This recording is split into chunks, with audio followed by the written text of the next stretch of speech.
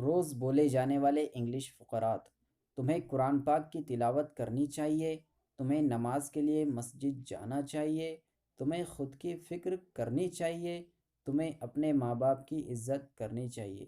دوستو، اس طرح کے جملے ہم اپنی ڈیلی لائف میں بولتے رہتے ہیں۔ انہیں ہم انگریزی میں کس طرح بولیں گے وہ آج ہم اس ویڈیو میں سیکھیں گے۔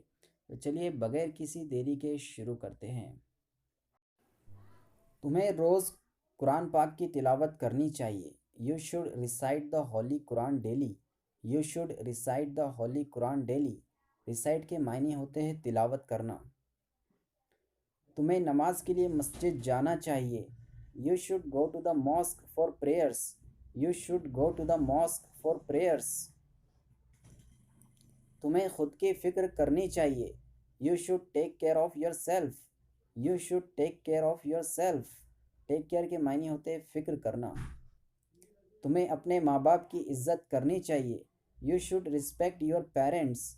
You should respect your parents. تمہیں تحفے تحائف دینے چاہیے۔ You should give gifts. You should give gifts. یہاں پر اردو میں تحفے تحائف جمع کے روپ میں استعمال ہوتا ہے، اس لیے انگلش میں بھی ہم نے گفٹس کا استعمال کیا ہے جو پلیورل میں یوز ہوتا ہے۔ تو چلیے اگلا سینٹنس دیکھتے ہیں۔ تمہیں روز مطالعہ کرنا چاہیے۔ You should study daily. You should study daily.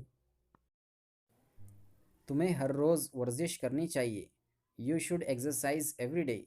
You should exercise every day.